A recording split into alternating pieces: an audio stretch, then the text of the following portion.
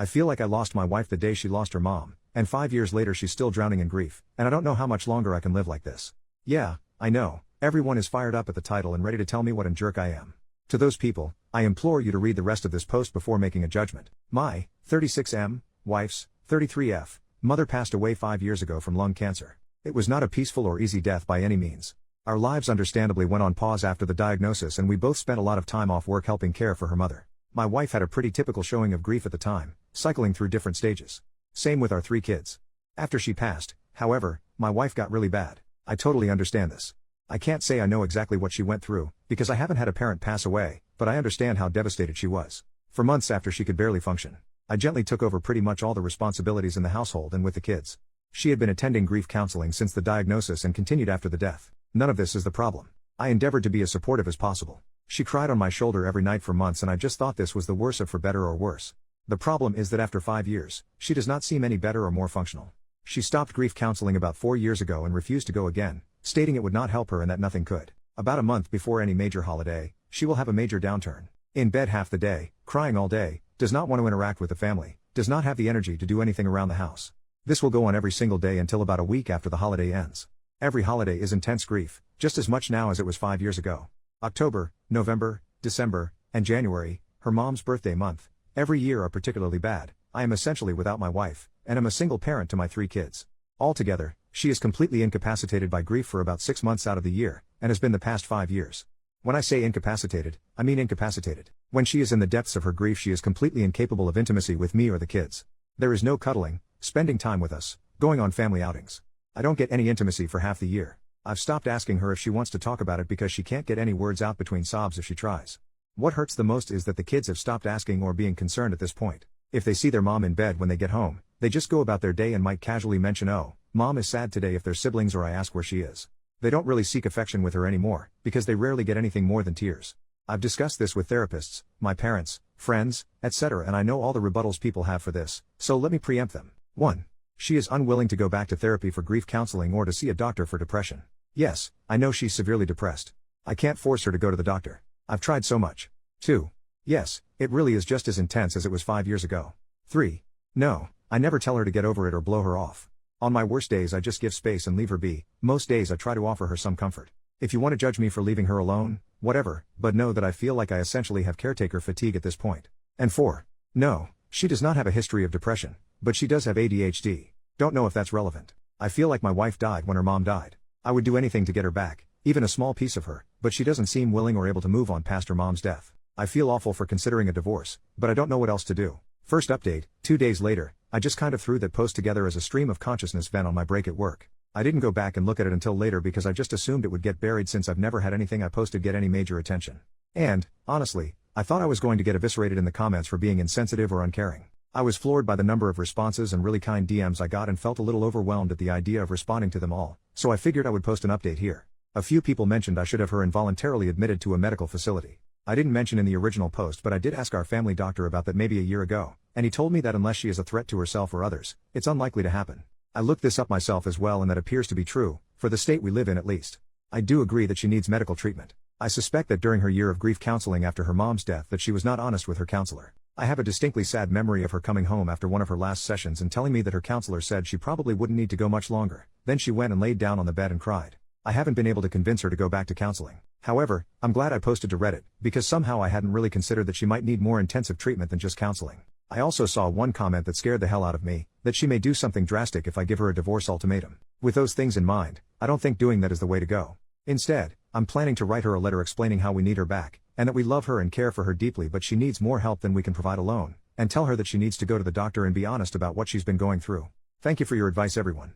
Second update, 6 days later, I wasn't planning to post again but got a lot of supportive messages asking for an update, so here we go. My soon-to-be ex-wife has completely lost her freaking mind. After my last post I spent a couple of days writing the letter to her. In it, I explained that the kids and I love her dearly, and that we're concerned for her. I outlined all the worrying behavior and told her that I believe she needs to seek additional medical care. I explained that it sounded like she had complex grief. Thank you everyone who pointed that out, and that the grief therapy she went to years ago was insufficient to help her get through it.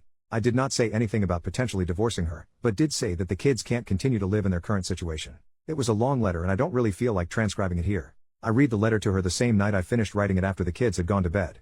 After I finished reading, she just stared right through me, 1,000-yard stare, for probably 15 minutes, then finally stood up and started walking to the door.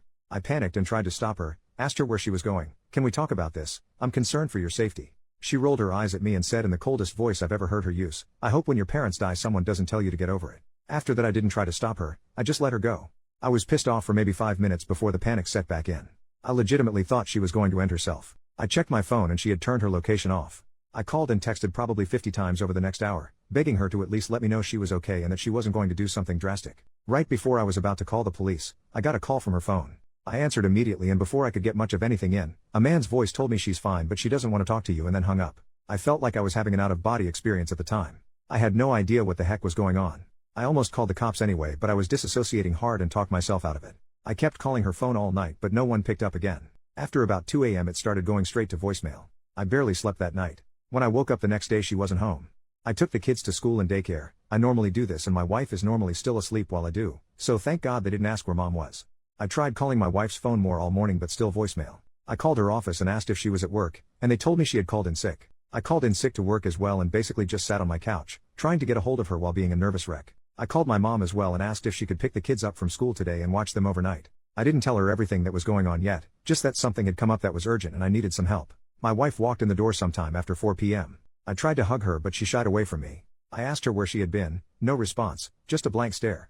I asked her who had called me from her phone, no response, blank stare. At this point I was so frustrated and told her that if she didn't want to explain what was going on, she could get the hell out. I regret saying it that way now, but holy crap was I frustrated. So she started talking, but it was like I was talking to a robot with her voice. No emotion, totally flat, almost annoyed. She told me that she had gone to her friend John's, fake name, house. I had no idea who the heck John was and asked her to explain further. Over a 2-hour or so conversation where I had to pry details out of her, I got most of the story. She was answering like a lawyer, just very basic answers, no details or context outside of exactly what I was asking her. Basically, John is a coworker. I've met the dude once or twice at office party type events but never really talked to him. I never saw him hanging out with my wife or showing interest in her. But apparently over the last year or so, she has been spilling all her feelings about her grief over her mom's death to him, and he's been comforting her. He had a parent die from cancer too, so I guess she felt they had a connection she didn't have with me. After I read her the letter, she says she realized that I don't care about her or her mom's death and went to John's house to talk and be comforted. I flat out asked her if she was having an affair with him, and she told me no. I asked her why she never mentioned she was close friends with this unknown guy, and she told me it was none of my business. I asked her if anything had happened between them while she was there, and she says they cuddled and he held her while she cried. I asked to see her phone to check messages between them and she refused. I couldn't get much more detail out of her about the whole situation. So when she went to take a shower, I tried to check her phone. She had changed her passcode. I grabbed her iPad, which still had my thumbprint in it, and checked there. I left the house with the iPad to look for evidence while she was in the shower. I did not immediately see any messages to or from a John, but after digging briefly, I found it. She had put him in as Stacy in her contacts, but it was obviously him. There were texts going back well over a year. A lot of her talking about her mom, a lot of him comforting her, a lot of him telling her I don't really care about her, and that he would never treat her that way if they were married. All of her replies were in agreement. A lot of texts from her complaining about me.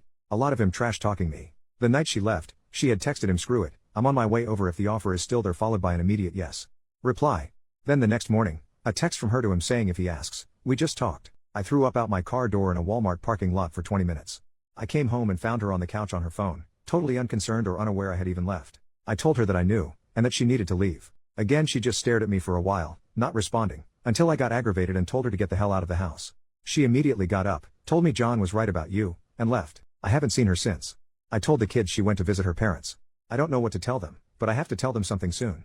I don't really even know what to do. Ostensibly I need to divorce her, but going through custody, child support, etc. is dizzying.